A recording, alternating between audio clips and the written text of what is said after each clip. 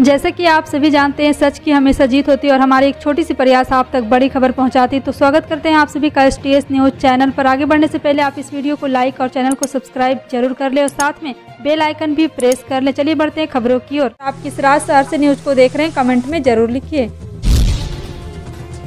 प्रदेश में भीषण गर्मी के चलते पेयजल का संकट गहरा गया है। प्रदेश में पेयजल व्यवस्था को दुरुस्त करने के लिए मुख्यमंत्री अशोक गहलोत बेहद गंभीर दिखाई दे रहे हैं। वहीं जैसलमेर के अधिकारियों के साथ हुई सीएम की वीसी में सीएम ने सभी अधिकारियों को ज्यादा से ज्यादा फील्ड में जाने के निर्देश दिए। उन्होंने दूर इलाकों में भी पानी की व्यवस्था को बेहतर बनाने के लिए अधिकारी को निर्देश दिए हैं। जलदाय विभाग ग्रामीण के एडिशनल चीफ देवराज सोलंकी ने सीएम की वीसी अटेंड की और वीसी के बाद उन्होंने जलदाय विभाग के तमाम अधिकारियों के साथ बैठक ली और नहरबंदी और पेयजल संकट को लेकर समीक्षा की। उन्होंने राज्य सरकार द्वारा जलदाय विभाग की योजनाओं के बारे में अधिकारियों से समीक्षा कर फीडबैक भी लिया।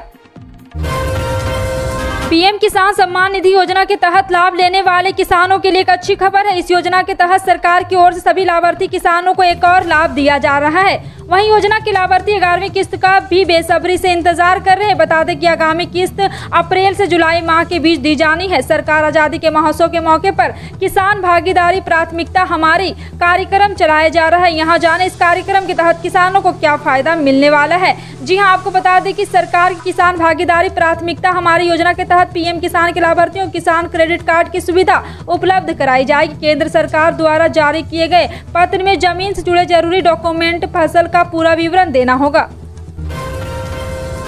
मुंबई की जेल में बंद निर्दलीय सांसद नवनीत राणा और उनके पति रवि राणा की जमानत याचिका पर शनिवार को सेशन कोर्ट में सुनवाई हुई। अदालत ने फैसला सुरक्षित रखा है। सोमवार को अदालत अब इस मुद्दे पर फैसला सुनाएगी। महाराष्ट्र के मुख्यमंत्री उद्धव ठाकरे के घर के बाहर हनुमान चालीसा पढ़ने के ऐलान के बाद बिगड़ी कानून व्यवस्था और राजद्रोह के आरोप में दोनों को गिरफ्तार किया गया था और एक हफ्ते से ज्यादा वक्त से दोनों जेल में बंद है। महाराष्ट्र सरकार की तरफ से सांसद की जमानत याचिका का जमकर विरोध किया गया। सरकारी वकील ने कहा है कि सांसद की तरफ से सरकार को गिराने की साजिश रची जा रही थी। उन्होंने कहा कि सांसद का इरादा था कि ऐसे हालात पैदा कर दिए जाए कि सरकार गिर जाए। देश में लाउड स्पीकर को लेकर मचे घमासान के बीच उत्तर प्रदेश में इससे संबंधित अभियान ने जोर पकड़ लिया है। सुप्रीम कोर्ट के आदेश का अनुपालन सुनिश्चित कराए जाने को लेकर प्रदेश भर में अभियान ने तेजी पकड़ ली है। बुंदेलशहर जिले में भी पुलिस ने लाउड स्पीकर हटवाए जाने की कार्रवाई तेज कर दी है।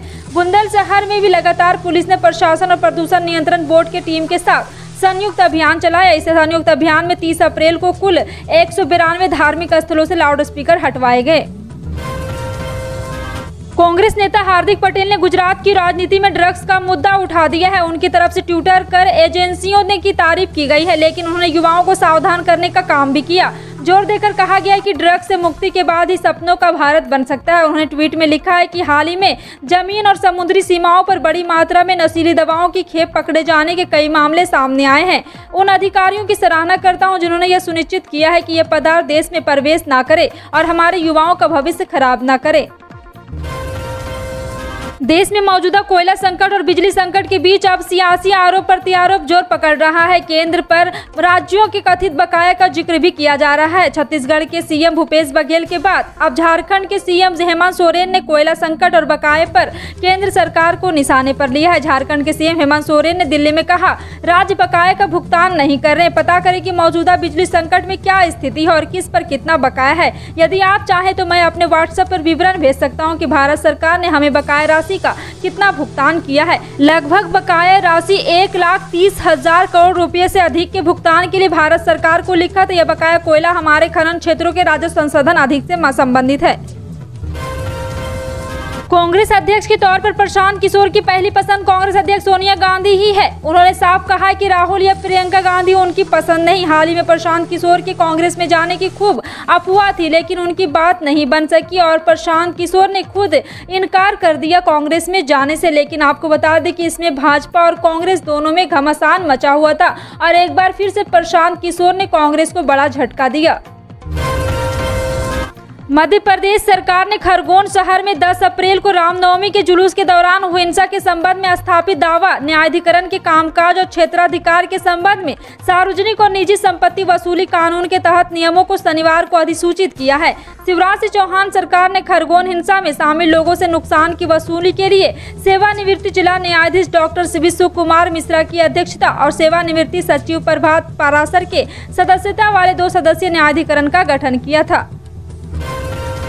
शिवराज सरकार के मंत्री ओपीएस भदौरिया ने कमलनाथ पर बड़ा आरोप लगाया है। ओपीएस भदौरिया के नेता ज्योतिराज सिंधिया के कट्टर समर्थक है। ज्योतिराज सिंधिया को कांग्रेस छोड़े 2 साल हो गए हैं। 2 साल बाद उनके समर्थक मंत्री ओपीएस भदौरिया ने आरोप लगाया है कि उन्हें लोकसभा चुनाव हराने की साजिश तत्कालीन कांग्रेस में रची गई थी। उन्हें हराने का षड्यंत्र कांग्रेस के वरिष्ठ नेताओं ने किया था। अब कांग्रेस ज्योतिरादित्य सिंधिया से डरी हुई है। इसके बाद कांग्रेस खेमे में खलबली मच गई। दिल्ली में 30 अप्रैल को हुई प्रधानमंत्री, मुख्यमंत्री और न्यायाधीशों के सम्मेलन खत्म होने के बाद जब सम्मेलन में शामिल सभी लोग पीएम मोदी के साथ चाय पीने के लिए हॉल में गए तो यहां पे उस दौरान पीएम मोदी के साथ बंगाल के मुख्यमंत्री ममता बनर्जी के करीब 5 मिनट तक मुलाकात हुई। इस दौरान सीजेआई रमन्ना भी मौजूद रहे। जब उनकी आपस में बात हो रही थी तब बाकी लोग उनसे अलग थे, यानी इस दौरान वो अन्य मुख्यमंत्रियों और चीफ जस्टिस से दूर थे। रूस और यूक्रेन के बीच भीषण जंग लगातार जारी है और आपको बता दें कि इस बीच यूक्रेनी सैनिक देश के दक्षिणी और पूर्वी हिस्से में आगे बढ़ने की कोशिश कर रहे हैं। रूसी सैनिकों का डटकर मुकाबला कर रहे हैं। रूस औद्योगिक क्षेत्र डोनाबास पर कब्जा करने का प्रयास कर रहा है। अमेरिका के एक रक्षा अधिकारी ने कहा है कि रूस के हमले उसकी योजना की तुलना में काफी धीमे पड़ते नजर आ रहे हैं। एक और जहां कुछ शहरों में शुक्रवार को तोप के हमले, सायरनों और विस्फोटों की आवाज सुनी है तो दूसरी ओर संयुक्त राष्ट्र मारियोपोल से लोगों को निकालने की कोशिश में जुटा दिखा है।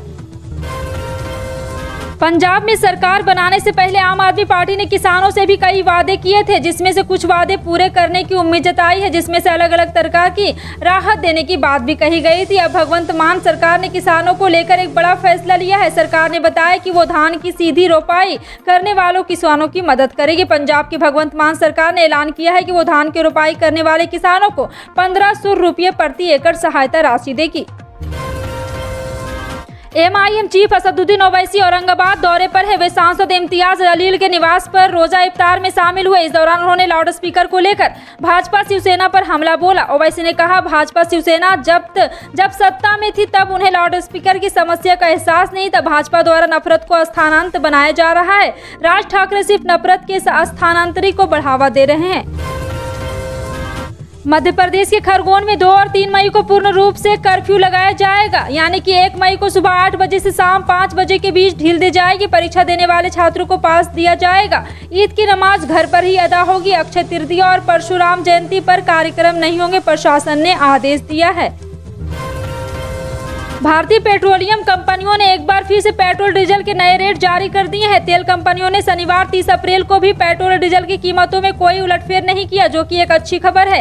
राजधानी लखनऊ में पेट्रोल के दाम 105.25 रुपये जबकि डीजल के दाम 96.83 रुपये प्रति लीटर बने हुए हैं। दरअसल आज 25वां दिन है जब तेल के दाम स्थिर बना हुआ है। देश में कोरोना संक्रमण के मामले लगातार बढ़ रहे हैं। स्वास्थ्य मंत्रालय के नवीनतम आंकड़ों के अनुसार 24 घंटे में 3688 नए केस मिले हैं और 50 मौतें दर्ज की गई है, जिनमें 45 मौतें अकेले केरल से है। केरल में पहले हुई मौतों को नए आंकड़ों के साथ जारी किया जा रहा है। सक्रिय मामले 883 बढ़े और इनकी संख्या 18,684 हो गई है, जो कुल मामलों का 0.4% है। दैनिक संक्रमण दर 0.74% और साप्ताहिक संक्रमण दर 0.66% पर है। फिलहाल आपका इन सभी खबरों पर क्या कहना है, कमेंट सेक्शन में टाइप करके जरूर बताएं। पल पल की अपडेट जानने के लिए जुड़े रहें आप अपने NTS न्यूज चैनल से। मिलते हैं अगली बड़ी खबर में, तब तक के लिए जय हिंद।